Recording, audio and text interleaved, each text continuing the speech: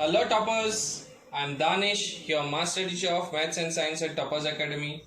इस वीडियो में हम पढ़ने वाले हैं चैप्टर 1 रियल नंबर्स की एक्सरसाइज 1.4 का क्वेश्चन नंबर 1.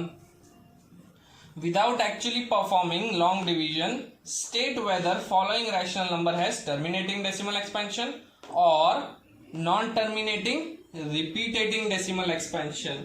इसका मतलब कोई भी रैशनल नंबर का डेसिमल एक्सपेंशन अगर हम निकालते हैं तो वो एक टर्मिनेटिंग होगा या तो नॉन टर्मिनेटिंग रिपीटेटिंग होगा.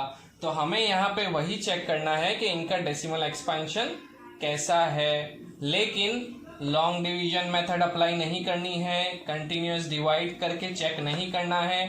तो कैसे चेक करेंगे? मेथड हमने एक्सरसाइज 1.4 के इंट्रोडक्शन पार्ट में पढ़ी हुई है. क्या है? अगर कोई रैशनल नंबर है p अपॉन क्यू के फॉर्म में तो q के प्राइम फैक्टर्स चेक कर लो. 2 power n cross 5 power m के फॉर्म में है तो वो एक टर्मिनेटिंग डेसिमल एक्सपेंशन हो जाएगा. अगर q के prime factors 2 power n cross 5 power m के फॉर्म में नहीं है, इसका मतलब वो non terminating repeating decimal expansion हो जाएगा. इसका मतलब कि अगर q के प्राइम फैक्टर्स में या तो 2 है या सिर्फ 5 है या फिर 2 क्रॉस 5 है तो वो एक टर्मिनेटिंग है. अगर q के प्राइम फैक्टर में 2 नहीं है या 5 नहीं है या तो 2 और 5 के अलावा कोई तीसरा प्राइम फैक्टर है, 7 है, 13 है, तो भी वो एक नॉन टर्मिनेटिंग रिपीटेटिंग हो जाएगा. आइए तो हम सम स्टार्ट करते हैं, उससे और अच्छे तरीके से समझ में आ जाएगा. 13 अपॉन 3125. तो 13 और 3125 के प्राइम फैक्टर्स लिख लो. 13 इज अ प्राइम नंबर तो 13 1 जा 13 हो जाएगा. 3125 के प्राइम फैक्टर्स आप कंटिन्यूअस डिवीजन से निकाल लो. 3125 इज एन ऑड नंबर, तो कौन से नंबर से डिवाइड होगा, इसका प्राइम फैक्टर क्या होगा? 3 से आप ट्राई करोगे क्योंकि एक ऑड नंबर है. अब 3 से डिविजिबल है कि नहीं है वो चेक करने के लिए क्या करोगे, आप इसको ऐड करके चेक कर लोगे. 3 + 1 इज 4, 4 + 2 इज 6, 6 + 5 इज 11. 11 3 के टेबल में नहीं आता है, इसका मतलब ये 3 से डिविजिबल नहीं होगा, तो हम 5 से ट्राई करेंगे. इसका लास्ट डिजिट 5 है तो ऑब्वियसली 5 से डिविजिबल है ये.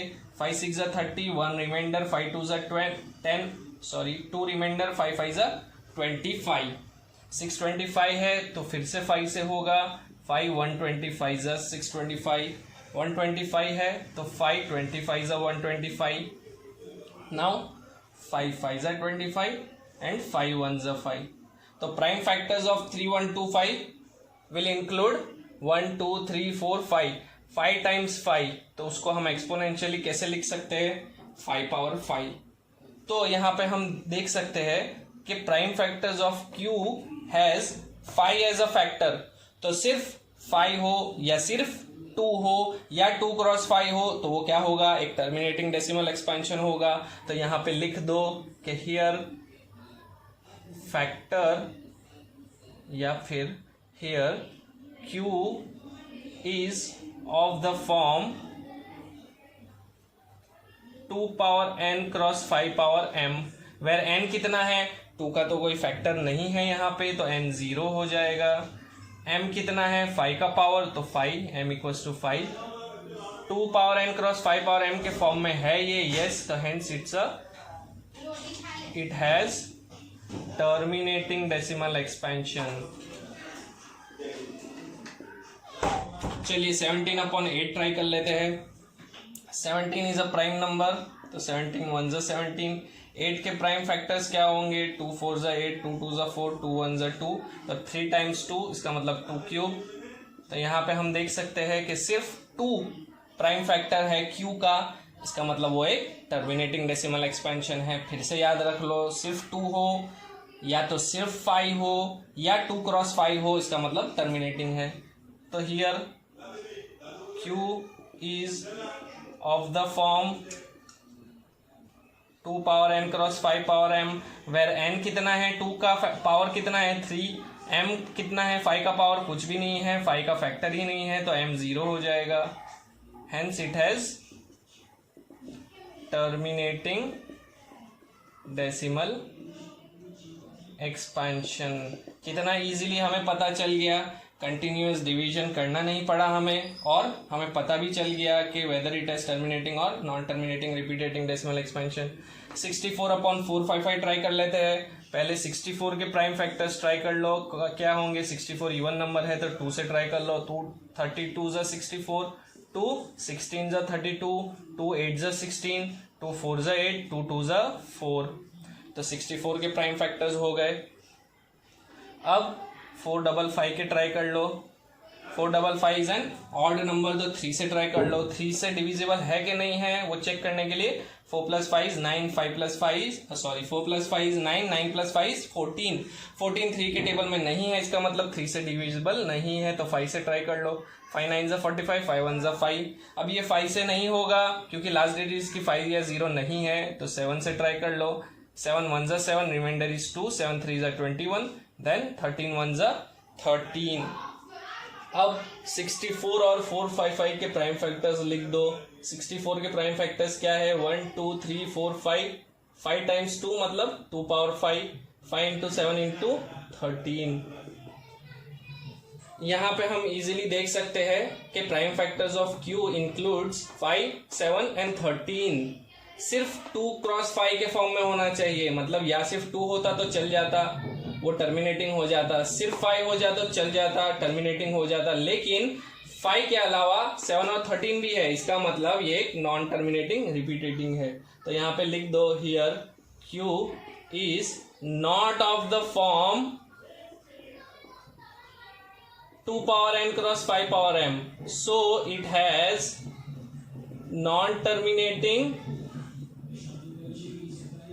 repeating decimal expansion। ओके चलिए 15/1600 ट्राई कर लेते हैं। 15 के प्राइम फैक्टर क्या होंगे, 3 5 ज़ा 15, 5 1 ज़ा 5। 16 का ट्राई कर लेते हैं। 1600 का क्या होगा, 1600 इज एन इवन नंबर, तो आप 2 से ट्राई कर लो। 2 800 ज़ा, फिर 800 ऐड 2 400 ज़ा 800, 2 200 ज़ा 400, 2 100 ज़ा 200, 2 50 ज़ा 100, 2 25 ज़ा 50। अब 25 आ गया तो 5 5 ज़ा 25, 5 1 ज़ा 5। ओके, तो 15 के प्राइम फैक्टर्स क्या होंगे, 3 × 5, और 1600 के 1 2 3 4 5 6, 6 टाइम्स 2 एंड 2 टाइम्स 5 तो 5 स्क्वायर। अब यहाँ पे जब हम P और Q के प्राइम फैक्टर्स निकालते हैं तो अगर कोई भी कॉमन फैक्टर हो यहाँ पे तो उसे कट कर देना है हमें, क्योंकि हमें पता है कि जब भी रैशनल नंबर हम रिप्रेजेंट करते हैं तो P और Q क्या होते हैं, को प्राइम होते हैं, मतलब उनके बीच में कोई भी कॉमन फैक्टर नहीं होना चाहिए। तो हम यहाँ पे जो कॉमन फैक्टर है वो कट कर देंगे। यहाँ पे भी 5 है, यहाँ पे भी 5 है, यहाँ पे 2 5 है, तो नीचे सिर्फ एक 5 बच जाएगा। तो 3/2 इंटू 5। यहाँ पे हम क्लियरली देख सकते हैं कि Q के फैक्टर्स का form 2 power n cross 5 power m है, तो it will have terminating decimal expansion. Here Q is of the form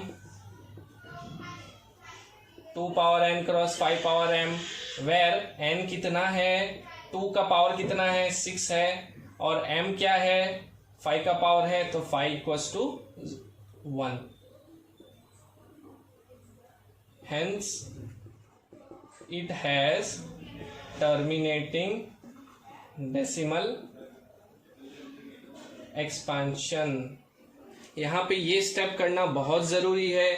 आप कोई भी सम में नंबर्स रिप्रेजेंट करो जब प्राइम फैक्टर में, तो चेक कर लो कि कोई भी कॉमन फैक्टर है कि नहीं है। अगर कॉमन फैक्टर है तो आप उसे कट कर दो, फिर चेक करो कि whether it is of the form 2 power n cross 5 power m। Okay, चलिए fifth sum 29/343। 29 is a prime factor, so 29 1 ज़ा 29। 343 के प्राइम फैक्टर्स निकाल लो। 343 इज एन ऑड नंबर, तो 3 से ट्राई कर लो डिविजिबल है कि नहीं है। 4 + 3 7, 7 + 3 10। 10 3 के टेबल में नहीं आता है तो आप 3 से डिविजिबल नहीं हो सकता ये नंबर, तो आप 5 से ट्राई करो। 5 से तो हो नहीं सकता क्योंकि लास्ट डिजिट 5 या 0 नहीं है, तो 7 से कर लो। 7 4 ज़ा 28, रिमाइंडर इज 6, 7 9 ज़ा 63। 7 7 ज़ा 49, 7 1 ज़ा 7, तो 7 क्यूब, 3 टाइम्स 7 है तो 29/7 क्यूब। यहाँ पे हम इजीली देख सकते हैं कि it is not of the form 2 power n cross 5 power m, 2 भी नहीं है 5 भी नहीं है, तो q is not of the form 2 power n cross 5 power m, so it has non-terminating repeating decimal expansion। Okay, तो यही मेथड हमें आगे के सम में भी अप्लाई करनी है। तो चलिए आइए देखते हैं आगे के सम कैसे करेंगे।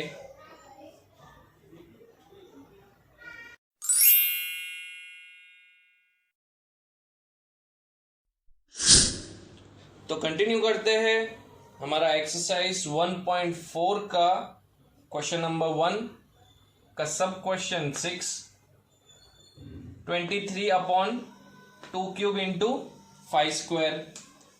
तो मुझे क्या देखना है, p/q के प्राइम फैक्टर्स देखने हैं। p के प्राइम फैक्टर्स क्या होंगे, 23 1 ज़ा 23, क्योंकि 23 एक प्राइम नंबर है। और q के प्राइम फैक्टर्स क्या होंगे, यहाँ पे प्राइम फैक्टर्स निकालने की ज़रूरत नहीं है क्योंकि ऑलरेडी वो प्राइम फैक्टर के फॉर्म में ही दिया हुआ है। तो ऑलरेडी सम सिंप्लीफाइड है तो और ज़्यादा सिंप्लीफाई करने की ज़रूरत नहीं है। 2 क्यूब इंटू 5 स्क्वायर, तो यहाँ पे हम इजीली देख सकते हैं कि prime factors of q is of the form 2 power n cross 5 power m, जिसमें n क्या है, 2 का फैक्टर है 3, तो मैं लिख दूंगा n इक्वल्स टू 3, और 5 पावर m, तो m कितना है 2, तो yes it is of the form 2 power n cross 5 power m। So 23/2 cube into 5 square has terminating decimal expansion. अगर 2 power n cross 5 power m के फॉर्म में है तो टर्मिनेटिंग है, यस। चलिए 7th question, 129/2 square into 5 square into 7 to the power of 5। 129 के prime factors क्या होंगे, 129 1 ज़ा 129, क्योंकि 129 एक प्राइम नंबर है। 2 square into 5 power of 7 into 7 power of 5, यहाँ पे भी प्राइम फैक्टर्स के फॉर्म में ही दिया हुआ है, तो हमें और ज़्यादा सिंप्लीफाई करने की ज़रूरत नहीं है, प्राइम फैक्टर्स निकालने की ज़रूरत नहीं है। यहाँ पे सिर्फ चेक कर लेना है कि q के प्राइम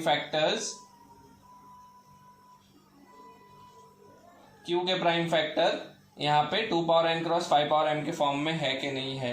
तो हम इजीली देख सकते हैं यहाँ पे कि 2 और 5 के अलावा 7 भी यहाँ पे इंक्लूडेड है, तो q is not of the form 2 power n cross 5 power m।